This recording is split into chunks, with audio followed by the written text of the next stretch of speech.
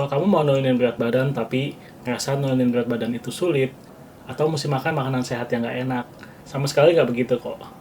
Aku mau share bagaimana aku turun 20 kilo dalam waktu setengah tahunan. Sebelumnya, ini adalah contoh iklan produk jasa kesehatan yang bisa bikin kita gagal atau malas diet. Iklan seperti ini seolah menurunkan berat badan dan hidup sehat itu sulit. Kita harus makan makanan yang abnormal, yang nggak seperti teman-teman kita makan. Kita harus ribet, masak makanan seperti ini, atau harus beli catering diet khusus yang harganya dimahalin. Lalu di akhir iklan ini, solusinya apa? Produk mereka ya konsultasi dokter via jasa mereka. Untuk konsultasi dokter, aku sama sekali nggak menentang hal ini ya. Kita akan bahas soal ini nanti. Kenapa di awal video aku bilang iklan ini seperti bisa bikin kita gagal atau malas diet? Aku mau share pengalaman aku sendiri. Tahun lalu, akhir Agustus atau awal September, berat badanku itu sampai 97 kilo lebih loh. Padahal, tinggi badanku cuma 158 cm. Celana itu sampai nggak bisa dikancing. Ban pinggang sampai mentok paling luar. Jaketku yang ukurannya XXL aja sampai sesak di bagian perut. Sampai satu ketika, iseng cek gula darah. Itu sampai 197. Ini sudah diambang diabetes. Nenek saya diabetes, dan dia masa tuanya sangat sengsara. Janji saya kepada istri untuk bisa menjaga dia dan merawat dia sampai tua itu seperti hilang gitu aja. Bagaimana aku bisa merawat dan menjaganya kalau aku sendiri yang penyakitan? Tetapi, aku terlalu malas untuk melakukan gaya hidup yang seperti digambarkan iklan tadi. Makan makanan hamster 1-2 kali mungkin oke ya. Tapi secara jangka panjang itu sangat nggak mungkin deh. Di titik ketakutan tadi, saya coba melakukan sesuatu. Jadi, aku mulai cari-cari gym. Aku juga mulai cari-cari tahu konten kesehatan di YouTube dan Instagram.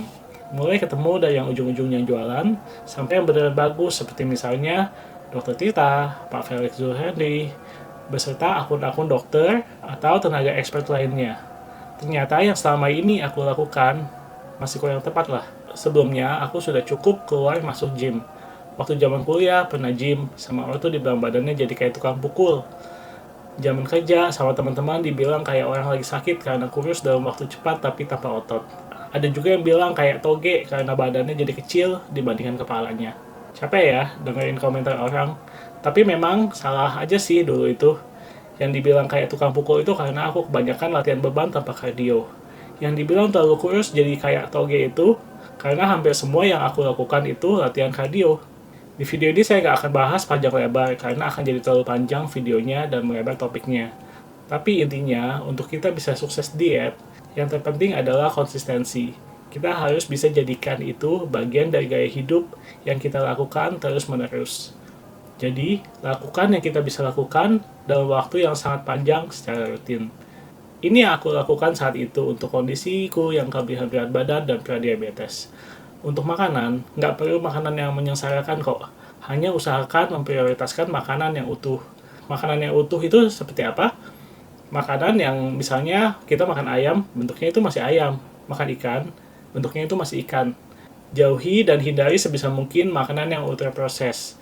Makanan ultraproses itu seperti apa?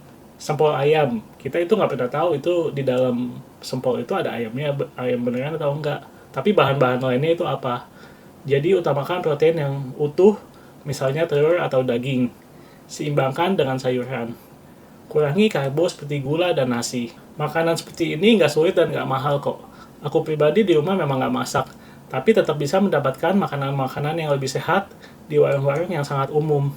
Usahakan puasa minimal 12 jam per hari. Ini bukan puasa seperti Ramadan ya. Cukup kita tidak mengkonsumsi makanan berat, buah-buahan manis, dan minuman bergula selama 12 jam. Hanya minum air putih, atau bagi yang lambungnya aman, teh atau kopi tanpa gula selama jam puasa itu. Kita bisa lakukan di malam hari mulai jam 7 malam sampai jam 7 pagi misalnya. Itu udah dapat 12 jam. Kalau bisa lebih, akan lebih bagus. Usahakan tidur yang cukup. Kembali lagi soal dokter, usahakan konsultasi ke dokter yang kita kenal dan percaya sebelum melakukan tindakan. Saya berkeyakinan mereka bisa memberikan konsultasi dan saran, langkah-langkah serta batasan-batasan yang perlu dan jangan kita lakukan. Terima kasih sudah nonton, mari kita sehat bersama.